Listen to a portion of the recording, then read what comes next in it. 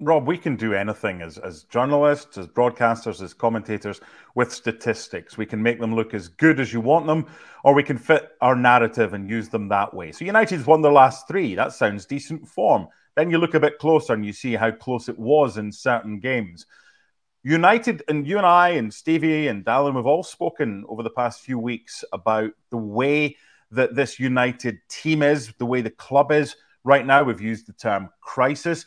Do those 3 wins mean that United go into this game in a different kind of manner and a mindset than they would have done previously? Or has it just been papering over the cracks? Are there still those problems? Yeah, I mean, winning games, obviously, I mean, Stevie will tell you better than anyone else. Sure. Winning games creates momentum in a dressing room and lifts the mood. However those wins come about, winning games is obviously better than not winning games. That's obvious. But United haven't been convincing at all in those 3 victories. I mean, you can make cases that they probably should have lost all 3 of those.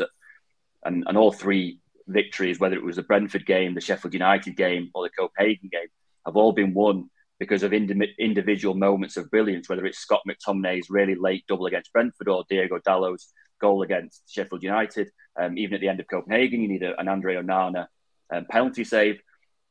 That's not really sustainable for a top team. You can't rely on these random moments of brilliance to win games. Great teams win games through patterns of play and relentless pressure, and United just haven't done that.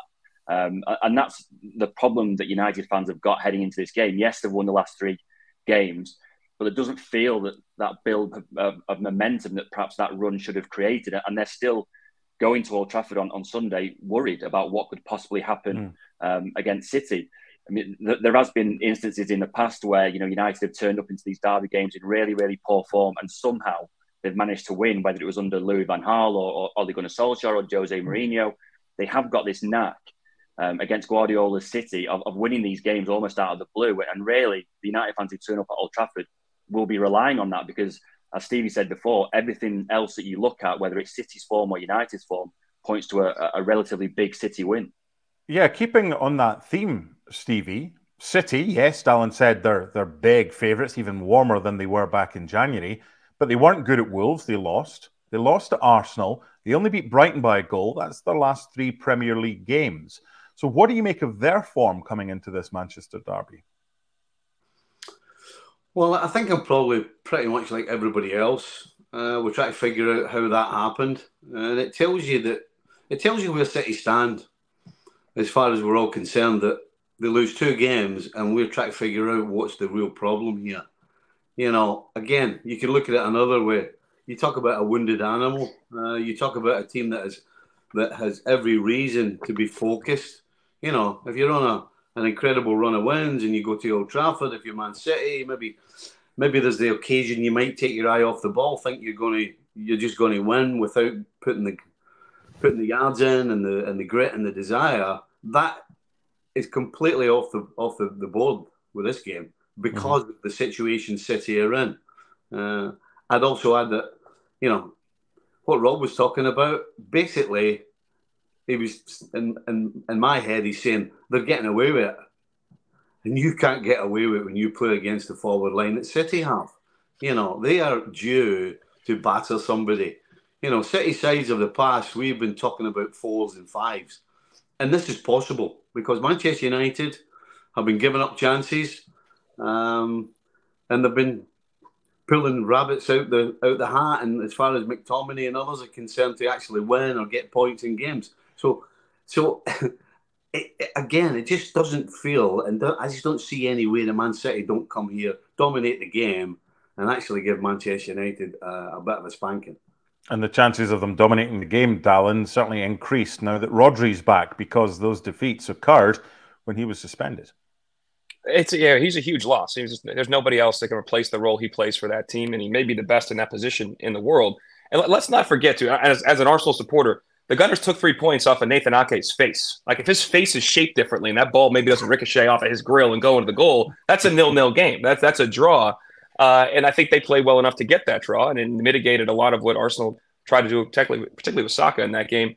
So that the results in their regard may have not gone their way, whereas to Stevie's point, United's results have gone their way. I mean, a 97-minute penalty stop by Onana, and we're maybe having a very different conversation. That goal goes in, and they they don't get 3 points in the midweek game of Champions League. So there's this, how we're looking at this perception. I think Pep's comments were quite telling as well. I mean, it's not like he was, Ten Hag saying how big this game is globally. That is a fact. Mm-hmm. But for Pep, he's talking about 87 points left, and this isn't that. He's downplaying it because in years past, it's a huge 6-pointer, and this would potentially define who's going to win the league or that be in the conversation to win the league.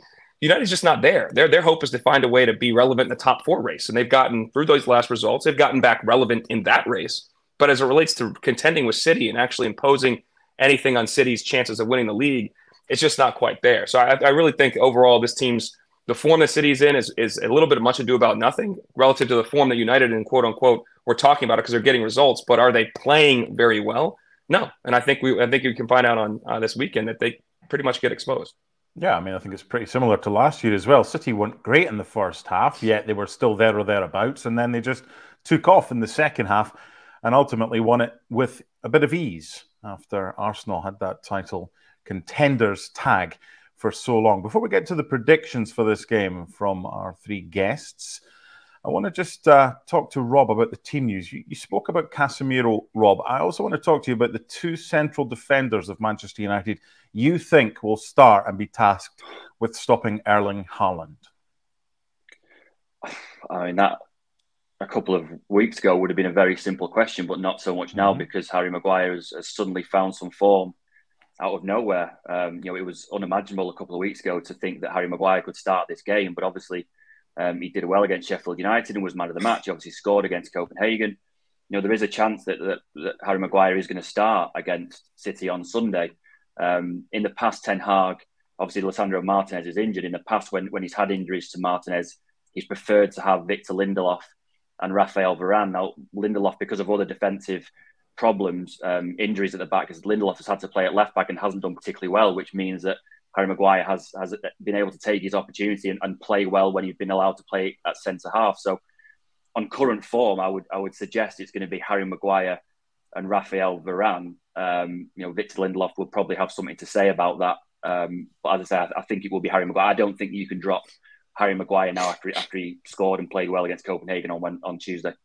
Okay, given that you cover the Manchester beat, is it simply a case of going for a draw so you don't upset anybody, or are you going for the favourites? What's your prediction before we get Stevie and Dalen's predictions? I think I'm gonna upset Stevie. I think United might nick it. I genuinely do. I told you earlier, blind faith and gut instinct. Plus 425, Rob. Throw that money on him now. Go ahead. Put your money where your mouth is, Rob. I'm gonna. Do you know what I'm gonna? Now I know the odds. I'm gonna, because I've turned up at so many of these games before and thought there is absolutely no way that United can get anywhere near City. And City look more vulnerable now than they have done in the past heading into these games. I think United are set up in a way that that Guardiola doesn't particularly like. Ten Hag will set his team up to hit them on the break, and they've got pace on the break, which Guardiola doesn't tend to like. Obviously this is going to come back and bite me, and it's going to be 6-0 to City, obviously. So we can talk about this the next time I'm on. But I think that United might nick it. I think both teams will score, and I think Man United might nick it too. Two lines that I've never heard in a long, long time. Maguire plays so United win. That doesn't usually follow. What you got for us, Stevie? What's your prediction? Maguire scores in which minute? Have a guess. I'll tell you, when the team sheet comes out, the Man City dressing room is going to be like, they'll be like, this is great. I mean, you talk about, listen, we know he can pass the ball, and he's a big lump, and he can challenge, and he can head it. But I tell you what, he can't run.